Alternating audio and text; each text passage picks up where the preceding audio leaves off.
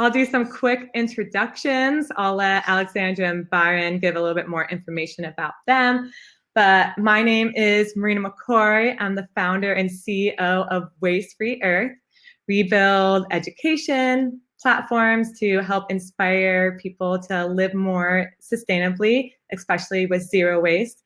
We were in the event industry, and obviously with the pandemic, got a little wiped out, but we've been keeping our mission and consulting with clients and also continuing educating people on zero waste strategies. And we have Alexandra Thompson and Brian Jerose. Did I say that right? I should have probably asked that. And I'll let them give an introduction about themselves. Alexandra? Yeah, so I'm Alexandra Thompson. I currently live in Brooklyn, so I will probably be on mute most of the time because you never know when a fire truck's going to go by. City life. But yeah, I'm really excited. I'm the Sustainability Programming Manager for Waste Free Earth. I met Marina a few years ago at music festivals, and we just instantly connected about wanting to change the way that people view waste in our society. So we've been continuing this journey until even today. Yeah, that's a little bit about me. Thanks, Alexandra. Thanks, Marina. And thanks, everyone, for joining. I'm Brian Jerose, President of Technologies. I live in northern Vermont, little town Fairfield, and you might hear tanks while during the session. So our team, our biggest focus of our work is on composting projects, and we also do a whole other range of watershed protection and sustainable development work. Compost aeration and heat recovery is our specialty. So looking forward to the discussion. Awesome. Thank you, everyone. So it looks like we already have someone wanting to join the chat. Sweet. So let's get going. This is my first time being a moderator, so here we go. Welcome, Mason. Sorry, I actually accidentally clicked that. I'm happy to just listen and turn my video back off. But no worries. Do you have any questions before you hop off, or you good? I don't. Mostly just because I just joined, but I'm excited to hear and yeah, just listen and type my questions. But yeah, thank you for doing it. And yeah, I'm looking forward to listening to your discussion. Awesome. Here, I'll pop you out. Let me know if you have a problem. Sweet. Ooh, Grace. I'll get her on. Good morning. Hey, Grace. Nice to meet you. You too. So how do you suggest going about talking to upper management about the cost complications of eliminating the single-use waste and the long-term benefits of obviously not producing all of that waste? Is this for businesses or events, or kind of just all together? Both. Currently I'm a student in college on campus, and especially right now with COVID, the amount of single-use waste that they're producing makes me really sad. And yeah. I'm in communication with a lot of higher up management on campus about how we can reduce that, but the biggest thing keeps falling back onto cost. Have any advice of how to approach that? Yeah, so for us, the biggest thing is education.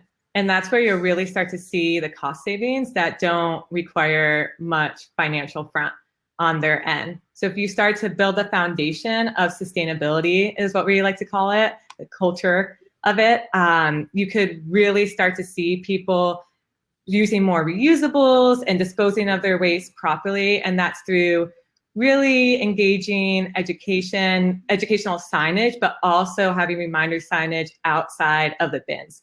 Because you don't want to just have the bins being labeled of what you could throw out and what can go in the compost or recycling. But we found having simple reminders throughout your place of work or on campuses, reminding people to bring reusables with them, to carpool when they can, to make sure that they're reducing waste. Make it fun and have little competitions is what we say, like having plastic-free challenges, anything that really gets people engaged. Because once they're engaged, then they're going to start making more sustainable choices. And you could go to the upper management and show that people really want to make these changes. And also you could present to them that single-use products, well, reusable products don't pose a bigger threat than reusables. There was a case study that came out at the end of June, signed by over 100 health experts and scientists, because plastic is actually pretty porous. And you could go with that argument. A good example is if you have Tupperware and you put sauce in that Tupperware, you're gonna have a ring of marinara sauce in there. So that's like a good way of explaining it, but I'll let some other people jump in on that. Yeah, I would say like similar to what CP said, you know, demonstrating like a path. So like simple steps to get to where you want to be, because you don't want to shock the system overnight and completely change everything that you're doing. So like one really great first step is figuring out are all the single-use items that your kitchen or cafeteria is using, can they go to smaller sizes? Is all the single-use actually like being used in the proper way, and like actually reduce the amount of it that you use? And then slowly you can move towards actually phasing them out completely. It's all about like the small steps. We really emphasize like small wins, while they might seem like, oh, we just did this one thing, but it really does add up, and you definitely don't want to shock the system and then they'll just go back to whatever they were doing in like 2 months after you leave campus or whatever it is. Yeah, definitely leading with the why is super important. Yeah, Brian? The little thing I'll add is when the changes are implemented, having, if there's the staff resources or a volunteer or student, to physically be at those separation stations when you're changing, whether it's the containers or a new composting program or something like that, just to provide person-to-person interaction to support the signage and other education that goes along with it. That can really help get the program launched in the right direction. Mm-hmm. Yeah, leading with the why, as everyone has touched on, is really important. When I was in college, I was setting up a composting program in Nevada, where I went to school out in Lake Tahoe, and there's a big bear population, so we couldn't have an actual compost on campus. So I went out and got all these different grants because the school told me that they needed to have 3 years worth of financials all set to go because they wouldn't fund it themselves. So finding those different outlets, and a mistake that I made that we actually talked about on on a different workshop, is that I led with preaching more than the why behind it and selling the marketing aspect of it. I touched on it a little bit, but we would be the first college campus in Nevada to have composting available. It really depends on which stakeholder you're talking to. If it's admin and kind of the upper management, they definitely want to see a return on investment and also the marketing side. Whereas with sustainability, like I was like, oh yeah, people just know like this is the right thing to do, and kind of bled that into the business side of it. So I would recommend leading with the why, but also changing your pitch compared to like which person that you're talking to. That I found the greatest success with. Does that help? Yeah, thank you so much. That was really Of course. Thank you, Grace. All right, I haven't watched the chat. Let me see, outline plan. Oh yeah, going over Cassidy's question. Well, not question, but little notes. And Alex touched on this too. Making a sustainability roadmap doesn't have to be super detailed, is really, really important, and outlining your current practices, being as honest as possible. Also your desired state, going into what you'll have to do to amend that gap from your current state to your desired state, and then your internal and external stakeholders. Just flushing that out. It could be really simple, and then you could be more detailed with it. But the more that you have a plan, the better. And also knowing that things will change along the way.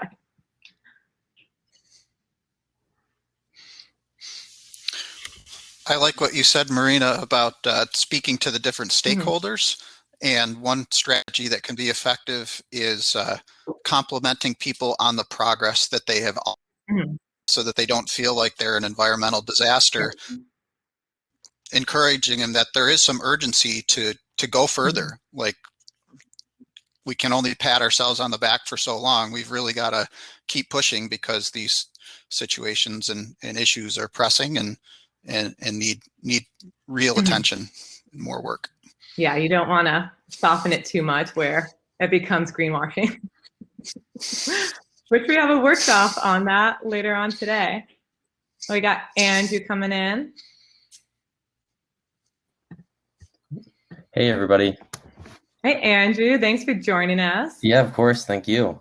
So my question is in relation to, I guess, tourist destinations and how to navigate setting up good waste strategies in a place that has a residential community, but also has the potential for lots of tourists to come in during different parts of the season.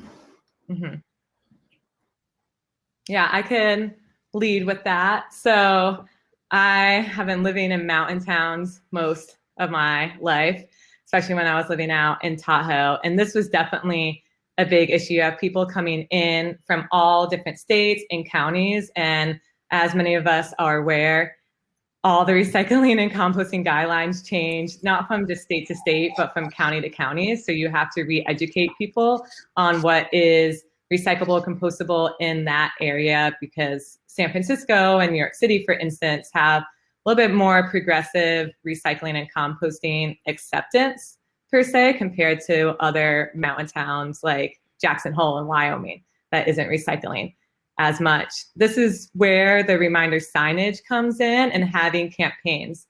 In Tahoe, I forget the name of the campaign, but it was all these fun graphics about how people shouldn't litter and picking up their trash and leave no trace, but it was done in a really fun and welcoming, inclusive way. Again, you don't want to lead with the preaching, but also whenever you could have points of contact with people, make sure that you're pushing that message out.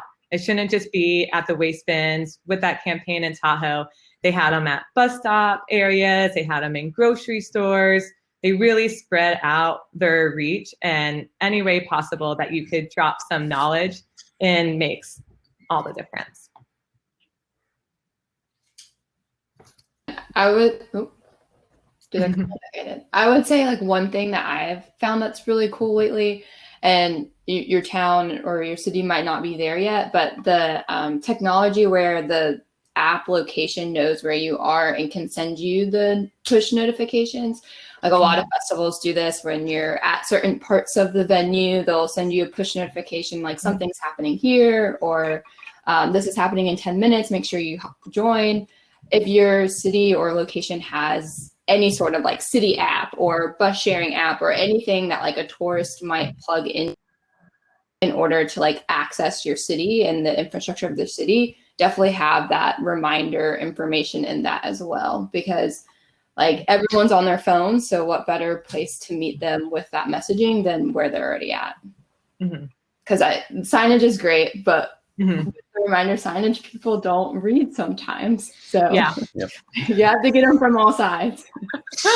Yeah, email newsletters are good too. Like if you're working with ski resorts, having that campaign go on, we've seen great success in that and getting more people on board, having those social media campaigns. Where are you based? I see. I'm in Washington, D.C. right now, but I'm going to be moving to Colorado soon. So yeah, awesome. Colorado. Definitely get the ski resorts on board there, where a lot of the tourists are going to be. You could take over some of their social media, not take over, but present them a plan and get people stoked about it. But as Alex said, reaching them where they're at. Awesome. Great question. Thank you, Andrew. Thank you. All Ooh, we got Mason back. right. Yeah, this time there's some intention behind it. I do have a question now. Awesome. Yeah, playing off of Andrew's question, I guess. I was in Jackson for 3 winters and really loved being there, and worked with one of the conservation offices, and tried to do some community organizing with Sunrise Movement. I think though, like with mountain towns, I guess my experience, I don't know if you could speak to this or not, but people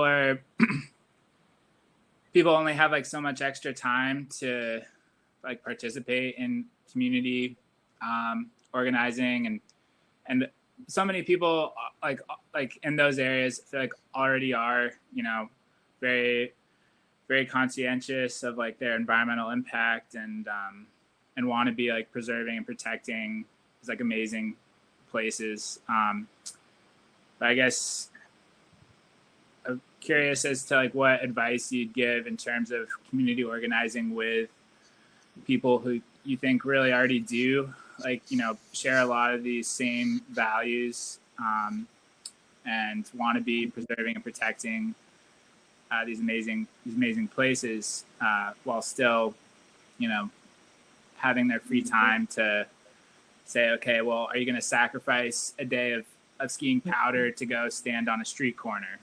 Mm-hmm. And like, is that worth it to you? My experience was oftentimes no. It's I'm here for my own reasons, and I'm like, that's great. I mean, that's why I moved there too. So it's not, I guess, not to like discount that, but yeah, just wanted to hear your guys' input on like how you kind of find that balance. It's a great question. I think it's a great question because we all have limited time. So some of it is what your own strengths and interests are, and then some of it is doing the homework of where can you have the biggest impact. So for some of us, it's our transportation. You know, being in a rural area, I know I have to drive a lot. So finding strategies to drive. Some of it's around waste. If you're in a restaurant or a institutional college setting,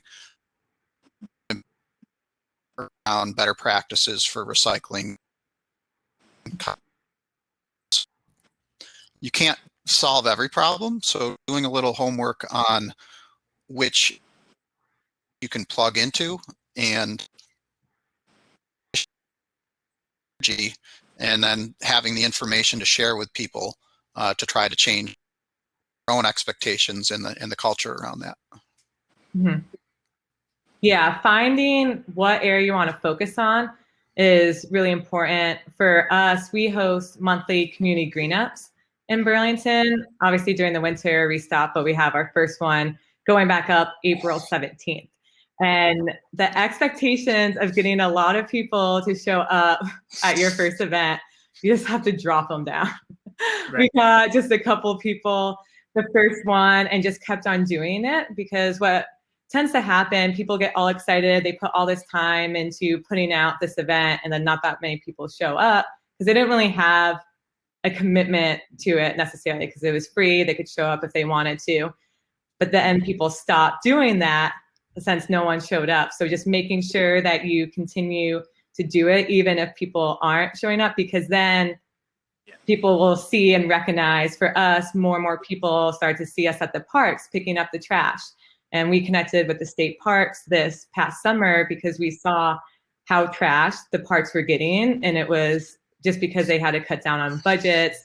So they didn't have that many people picking up trash, even though more people were heading to the parks. So the parks had way less of a budget to work with, and they had a small just bandwidth and capacity. So we took it on with our friends over at Planet People, Planet Pack, and just we're like, okay, we're just gonna make this happen, pick up trash, get it out there. And the more time people saw us, it just kept on growing. And we started having 30 people throughout the day come and help us out and make huge, huge improvements on the parks. But we only had our friends show up the first 2 times.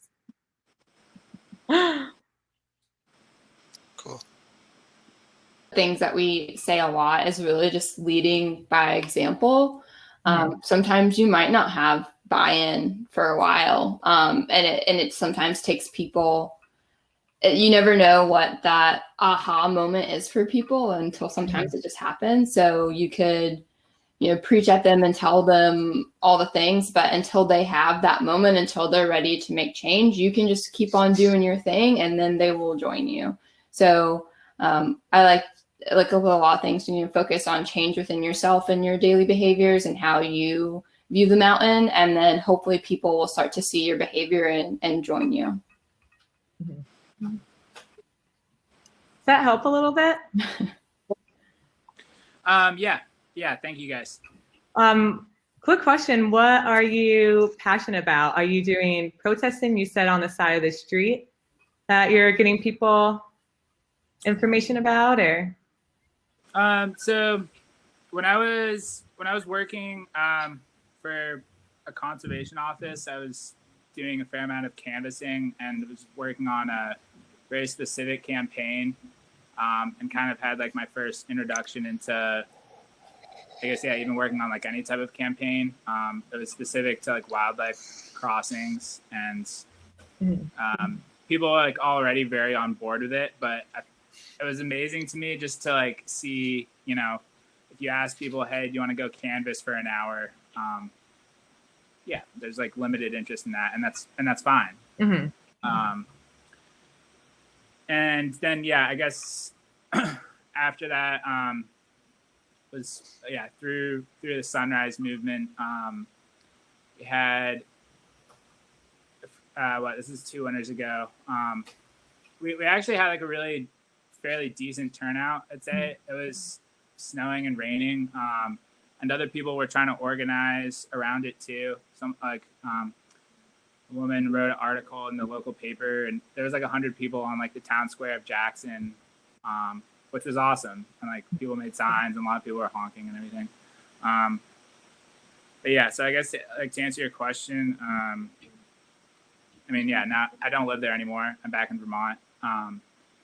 But I think, it's just this, to me, it's just interesting of like how you're saying, like how you finally get to that like moment of you wanting to take action, because for me, like it was totally a buildup too. Like I've not been like practicing like what I preach like up until only really the past couple of years, but I selfishly want to just like go for hikes and go skiing and go camping, but I don't haven't been like contributing at all to like the activism around like ensuring that other people can continue to enjoy those things. I think for me it's just been interesting to like learn about how you finally get to that point of wanting to actually be a part of like preserving and protecting those places where you can get outside. Yeah, it's definitely having that aha moment. And for me, it was hearing all these people talk about how they really wanted to do something and create change, but then no one was doing anything about it. And unfortunately, you do have to put a lot of extra work in at first and not have that great of reward. But then once people get going and see how much effort you're putting into it, you're going to start to get people to trickle in. So I would say stick with it.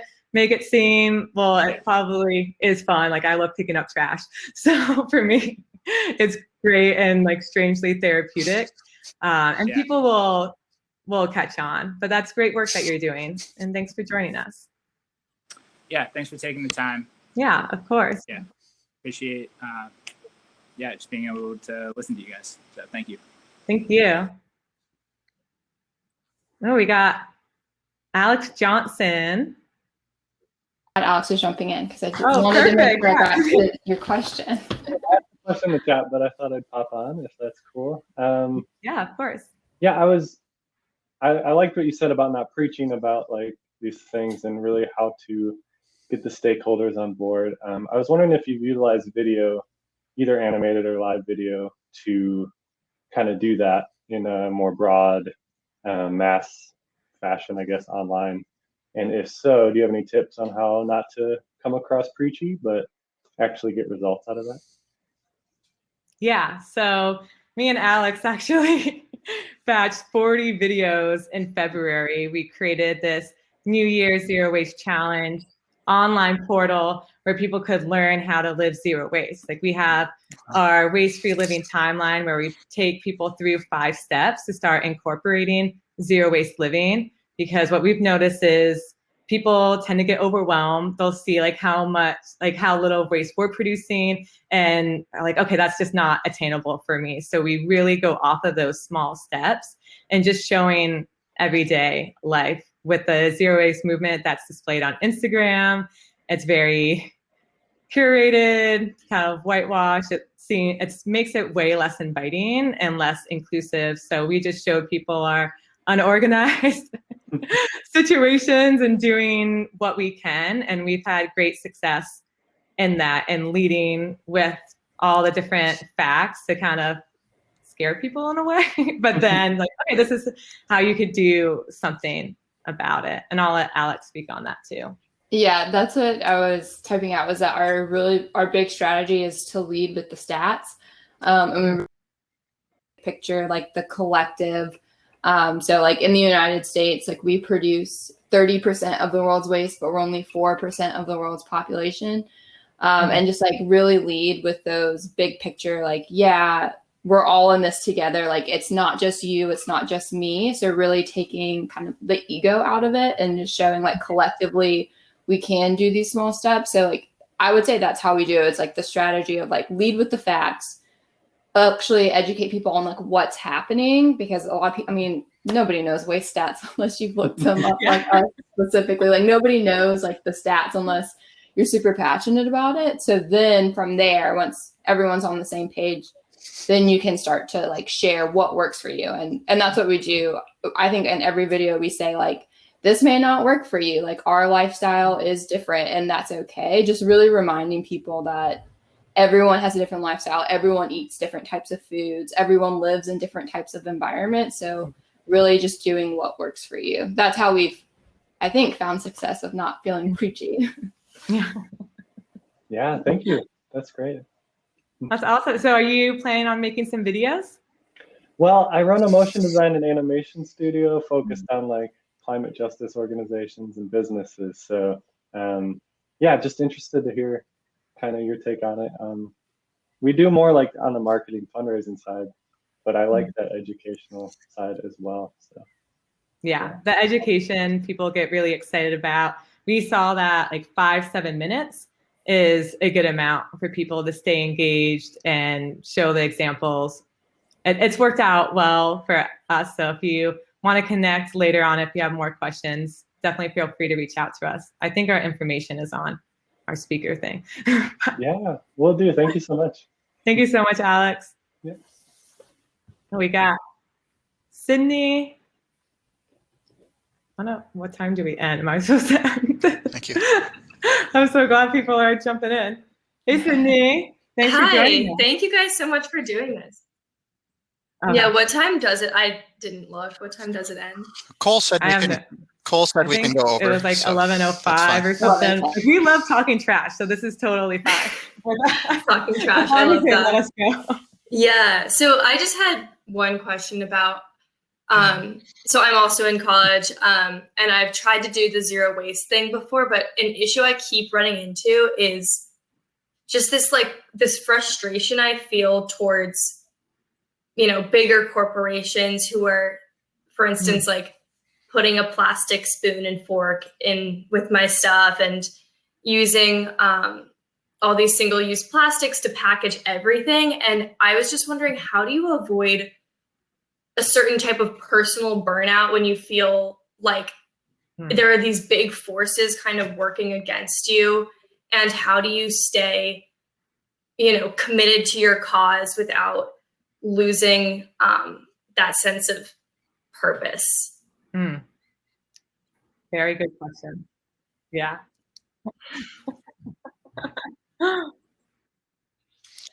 That's an awesome question. So go outside and scream every now and then. Go for a good hard or a ski. But that it just recognize exactly what you said. that issue has been going on for a long time and is going to continue to go on for another generation. But recognize that your passion is well-founded, and to channel that into your career. And you're not going to change everybody, and but keep plugging and recognize you are going to be sad and frustrated and outraged sometimes, and that's part of the cycle. Finding of all people these that emotions and also feel change. the same way is helpful. Like when we were doing the New Year's Zero Waste Challenge, we had people all over the United States joining in, and they could talk about their frustrations and have an ally in it, because that we found is really important, because I do get pissed off a lot. Corporations, like I keep it internal, like you don't really want to call them out, like you want to hold them accountable though. And it's unfortunate. It's an uphill battle for sure, especially since there's no regulations on the words recyclable or compostable that could be put on products, which leads to like wishful recycling. And for us at Waste for Years, like we lobby for more laws like that, especially with Act 148 in Vermont. That's something that we're very passionate about. But a lot of these laws and regulations are honor code style, which we're like, okay, like we're making this progress, but it's non-binding. How can we get to another spot with it? But checking in and making those small changes is really important. Finding those allies. Like when me and Alex met, it was really great to have it, because I come from a family that uses single-use water bottles and also eats on Dixie plates. And I'm a zero waste person, but finding those outlets really important, and we have templates on our website too of how to reach out to companies in a respectful manner and ask them to switch their packaging. There's a great book called Life Without Plastic, and she talks about how if you're afraid to reach out to people, well, businesses, don't be, because there were so many times where she reached out to let them know of her disappointment and how she still wanted to support them, even if she didn't like really buy the products. She just wanted to see change. And so many times they came back like, oh, you're like the 20th person to mention it. Like, we're definitely going to start switching over. So it really does help. So don't feel like you're just one person in the big pond. Those were all really great answers. Thank you, guys. Yeah, of course. Thanks for chiming in. Thanks. I did want to point out, you can't see it, tell Marina if you're reading it or not, but Benjamin said in the chat, they're curious how to move from the individual to the systematic in the trash and recycling space. And I'm so glad that you brought this up, because that's something that we talk about all the time. And if you haven't yet, if you like John Oliver, he did like a 25-minute segment on how like the plastics industry has been making us feel like it's our fault for years why plastic isn't being recycled. It's really great, and it's also comedy, so it's a little bit lighter hearted, not as like dooming. So check that out if you are interested. But that's definitely a big one. It's so hard to focus on knowing that like individually we can make changes, but it's not our fault. It's not up to just us. Like, and so that's where we're talking about going lobbying and really trying to figure out, there's businesses that we've talked to too that are like, how do I incorporate this reusable system without like charging my customer? And it's all about, we all as business owners too need to talk to our suppliers, talk to the government, talk to these bigger entities, because if we all just continue to try to do it on our own, then it won't move from individual to systematic if we're all just doing it on our own. I don't know if anyone else wants to jump in on that. Yeah, Brian, do you want to touch on that since you do? Oh, sorry, we'll get back to that other question. Hi. Welcome. Sorry, I realized that, right? yes, I realized that since I'm involved with this event, I just end up popping in as opposed to the approval process. So I just had a question specifically relating to events, because I know that you all work a lot in that space.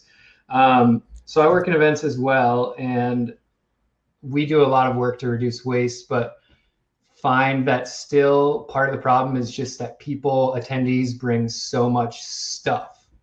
And I was curious if you had thoughts on how to get people to reduce what they're bringing, and also just show them how what they're bringing affects things. And as just a second part of that, if you were to talk to an event organizer, what is like the one thing you would tell them if they're going to do one thing to do better for their impact? What would that be? Yeah, great question. So I'll leave with that, and then Alexandra and Brian could totally piggyback off of it. In terms of attendee waste, what we have seen the biggest, as I keep on saying, is the education. When we work with events, we get on their social media channels. We make dozens of posts in advance to get people thinking about it, so they're not just posting about like what vendors are going to be there and the artists. So we handcraft a lot of those and how to be a sustainable attendee, and also, again, dropping into their newsletter. We have email newsletter. We have a whole section of sustainability on the website as well, too, that we go in and make sure that they could find all the information about how to have a sustainable time, like how to live zero waste while you're at the event, especially with camping. We've done segments with that. With Planet Bluegrass, we made some videos about carpooling to the site, and then also how to pack when you're camping, because at Telluride Bluegrass, people love to go all out for their campsite areas and then leave a lot of trash. So we just found the certain areas that we could target them and make a positive impact. And then we started having contests for the most sustainable campsite area with Leave No Trace, which is common at other events, but definitely putting that messaging out. And we also have a sustainability booth on site where people could sign plastic pledges, take workshops from us, have sustainability seminars on site, connecting with other nonprofits. So that's been helpful. So I'll answer that part of the question if anyone else wants to jump in on that behalf.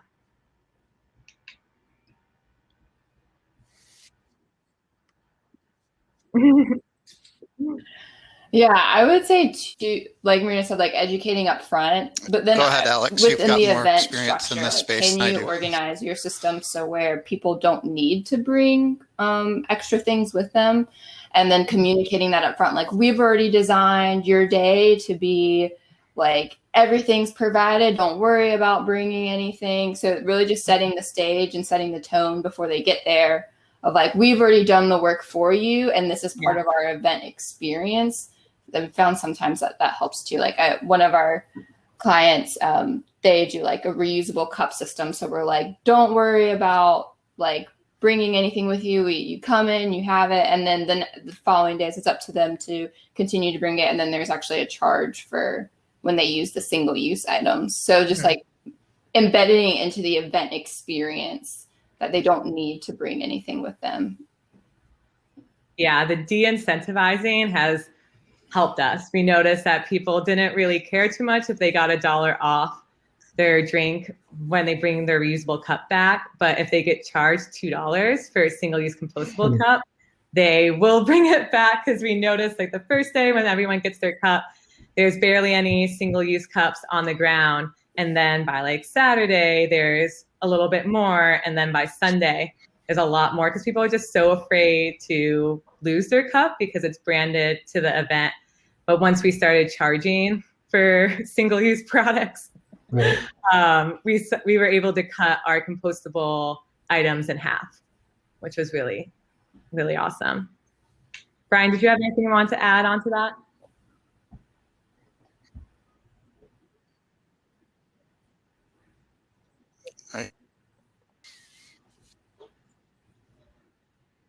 Not so much in there. I mean, my event experience is pretty small scale, and just the only thought that I had is it is sometimes ironic. Even like water groups will hold fundraisers and events, and their focus is on a very worthy cause, but they often think through having adequate recycling or composting station. So I'm the guy that brings a 5-gallon pail and sets it out at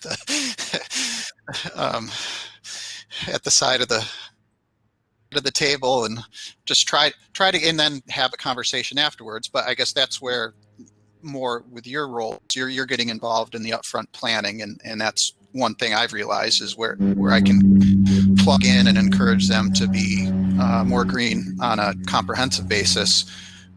People make and to kind of go off it's not just a single what Alex was saying to making it easy for them. With Planet Bluegrass, we helped set up a fully reusable system, and we had a trailer with a full-on dishwasher. I'm pretty sure like you do Pickathon, maybe. That's correct, yeah. On LinkedIn, so I didn't want to assume, but I had a feeling. And so we took out trash bins at Planet Bluegrass. So then people actually had to hold on to their trash and realize how much trash they were bringing in. But we did have to have some hidden just because we naively didn't think about kids. Like at Planet Bluegrass, there's a lot of babies that come in. So the diapers were a different situation, but people had to ask for that as well. And then having the sponsors not being able to bring in any single use waste stuff, like to give out, we had really strong requirements and they had to sign a contract with us. But taking away the trash can really, really made people think and greatly reduced our trash as well. That's a really good point that you brought up, Marina, about the sponsors. I think sometimes event planners, they focus on the event and then forget that there's all these sponsors that are bringing in all this stuff to make their activations happen that could be avoided. Like we've had, or like in the deal seems so good of like, oh, well, this candy bar sponsor will give us this much money if we just like let them give out their candy bars. And it's like, you're a zero waste festival. Why do you want candy bar wrapping? So sometimes like the idea of a sponsor sometimes gets forgotten of like the mission, and sometimes they even get forgotten in the advanced process of how much waste are you bringing on site? Are you planning to give away stickers or like, so really connecting with like all stakeholders of the event is really crucial too. Cause sometimes they sneak in, but you forget about them. Yeah, educating food vendors is a tough one too. Yeah. Especially since they're so used to like going event to event and just using single use everything. With Pickathon, that was definitely every new vendor. It's like quite the challenge to just explain it to them. Yeah, well, we put a green fee on. And we like had it in their contracts that we could cease their sales if they weren't separating or they weren't following our guidelines until they started. What was the second part of your question? Did we answer it or? The second part was just like if there was one like thing that you were going to tell an event producer, just a single thing you tell an event producer in order to reduce their impact. Yeah, so for us, we did a market research survey with our clients, and we found that a lot of the producers that we worked with, they wanted to work with us because of personal values. They were really into sustainability, but what helped them like expand our budget was one, the marketing and PR, because they were able to boost that they were a zero waste festival, but sponsors started to bring in more money. So although like with our strong requirements for sponsors, partners, and food vendors, some did drop from the event. Like they were like, this is too strict of requirements. Like we're not going to vend here or we're not going to sponsor.